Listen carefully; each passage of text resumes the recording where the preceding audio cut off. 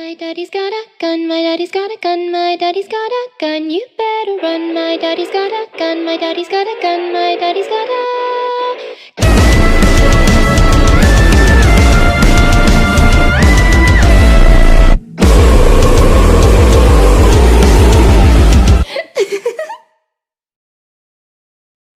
Testing, testing. 1, 2, 3. Hey guys, Recon Savage here. Welcome back to my What If Today. Today we're starting off with the first episode of My Hero Merges Dragon Ball Z, the What the Share the Universe.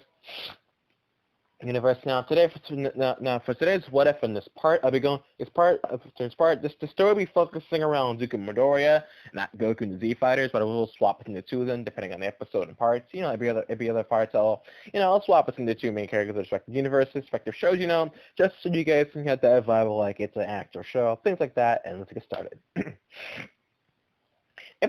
Things that kind of will go usual, but things like King Piccolo, the King Piccolo event will still go the same, but different pro heroes will be around to stop him and get them at hand, taking out Tambourine and Piccolo's armies, and be taken out by pro heroes, people like Midnight, All Might, things like that. With this is a key in his universe now, and dual people with quirks, having different adverse key effects in the bodies, things like that. It'll make a lot of arcs a lot differently, and will go a lot harder. But things like All For One are being hunted like criminals, and by some Z fighters as well. People like Dr. Zero and Army will also be working in secret. They're hiding from the pro heroes and the heroes. They're trying to take them out, the police and all that. Some things in the universe will be a lot differently, even more militarized and taken down. So things like the Android Saga and other arcs will be happening not as sooner. They'll just be building up to it. And you'll see that as the story and what if will go on. First, one will be following Izuku, like in canon.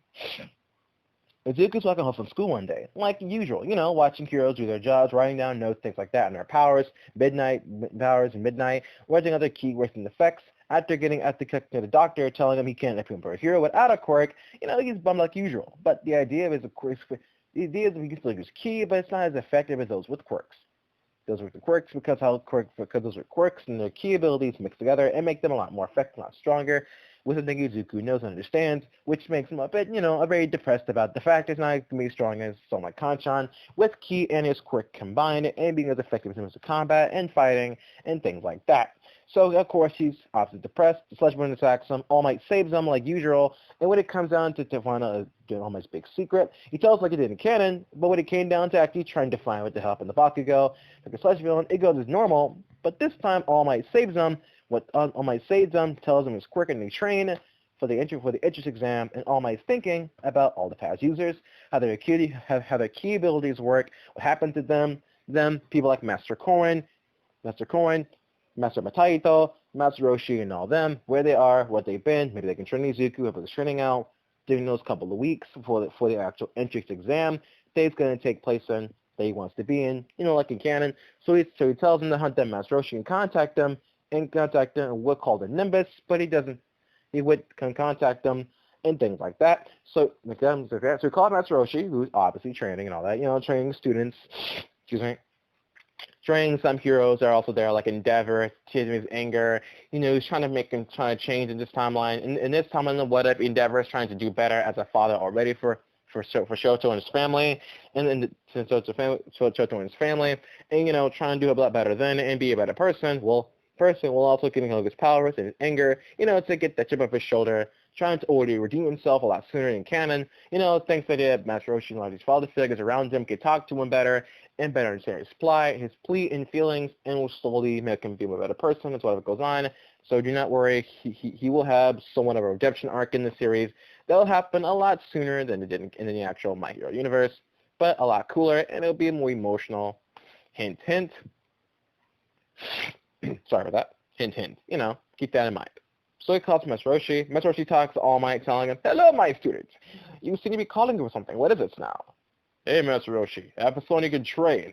It's a young Izuku Midoriya. He wants to become a pro hero. You can train for entrance exam. You think you can train him in your tight schedule?" Master Roshi ponders for a second and tells him, "Yes, I can take him in. The Turtle School. Remember, I teach him the ways. Teaching his ways in the Turtle School and all that." Hanks the phone and he tells him, so you sneak out to see Master Roshi's island. Keep this in mind in this canon. Master Roshi lives in his island still, but he does go into town every now and then. He's in town every now and then, a little dojo, that kind of thing. Mr. Satan's also there, but he doesn't have a quirk, mildly. He doesn't have a quirk, but he's a pretty tough human. He's still a tough guy. He's not. You can't really do much, but he's still a tough dude. Tries to be a hero now and takes some common street thugs. So he's not always a pushover like he is in canon. Not a giant joke or a dumbass, but he at least tries his best. Keep that in mind as well. Anyway, when he goes from pretend as Roshi, we went to Eternal School. Jinzo teaches him how to control ki at the Jinzo the Gold Ki. So thanks to the idea of ki introducing it, his body became a lot sooner, so it'll be a couple of days of full exam. He would already actually get one for all and give him past the quirk onto Deku. And you're training it to totally tap into it to an extent. And finds out his ki abilities. With the two combined together, not knowing All Might's abilities, to use ki in general at all, to a degree, closely deals with sense people, so using actual ki and kai blasts. So this is going to affect Izuku. That's why he was rejected to give it to Izuku in general, because of how good it affects Izuku's body, his quirk, powering up and things like that. And they still don't really know how he affects people with quirks in their bodies exactly, because All Might is one of the people that you don't really know much about and how it affects his ki abilities. So they don't know for sure, but they do understand it's a very sensitive topic, and it's hard to do, and the villains can use this too, which also makes this a lot harder and battles more fully scaled and more crazy and just overall mess in the streets, things like that. So it's time for the UA entrance exam. He goes in, he takes some robots down, he's taking them out, he's a lot quicker now. He learns how to fly somewhat, best he can, get in the air. When it comes down to Zero Opponent and to Ochako, that thing's going to count to that point. Ochako, he jumps into the robot, smashes it, but his arm's not broken, nor is his leg, and he's falling to the ground. He's trying to hold us up in the air.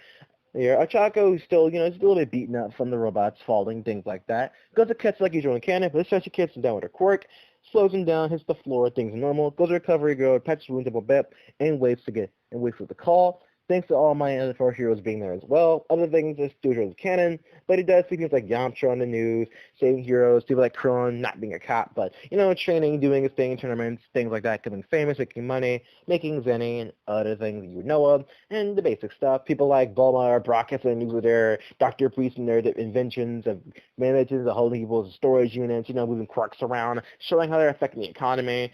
And people talk about Dr. Priest is a very known man who also building some machines that revolutionize the idea of quirks.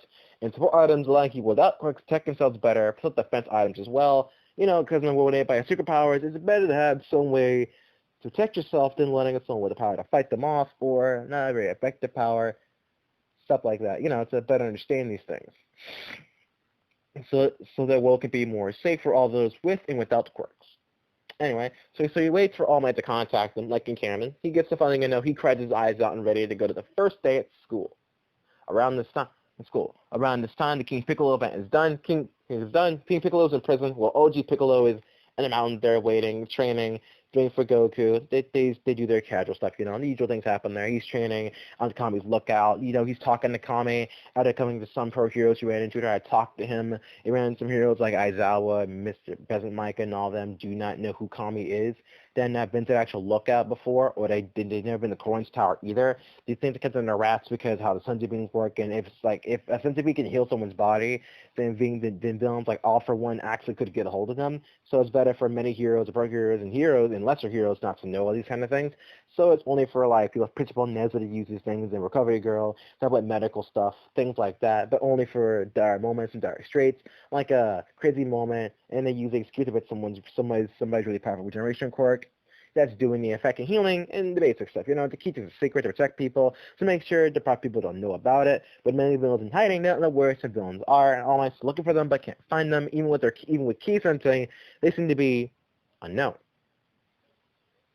So he gets invitation. He does. He's freaking out. Oh my God, yes. And the first day comes around. He goes into school. Things go just usual in canon. Until someone like Goku's playing kind of busy with his family. His friends again at Kami's place around the same time. Deku is playing and Deku's in the U.S. training event. Deku plans to do his next day of class. I'm sorry.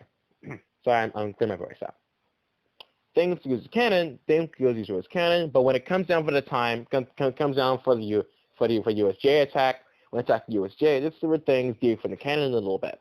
Deku was doing his best to survive. Getting villains in there. A lot of villains like Tucker Namatoriki and all the gangs. The basic stuff. The basic stuff like that. Oh, sorry, I think I skipped the arc. Sorry, I think I skipped the arc.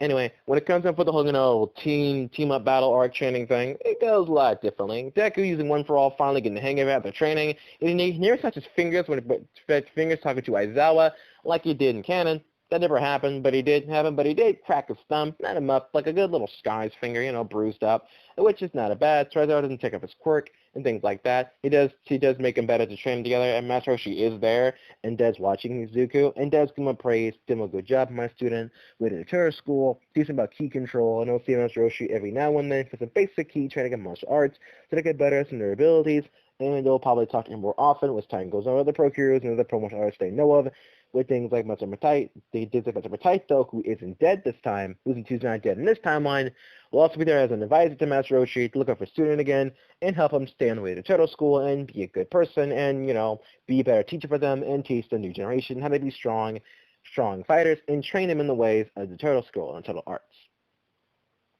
When it comes up with the team up arc, with the basic game when they fight each other, things like that, a lot of the fights go the same, but when it comes for Bakugo and Deku's quirk and his ki has a weird effect on him. The users are still in the vicious realm, which in the canon, are still there, but how it affects Izuku is when it gets strange to him. They're fighting to the right, Deku's winning his best, they're colliding like fists. Eventually, Bakugo starts using his ki attacks, attacking towards Izuku. They're colliding their fists, things like that. Deku goes powering up and getting angry. The other heroes in the building are watching. All Might's watching there, sitting there, he's watching alongside Master Roshi, Recovery Girl, watching these battles play out, and all the other students are there, like Momo and all them are watching the battle. They looking at All Might, like, man, like, chill out a bit. Can you calm down a bit?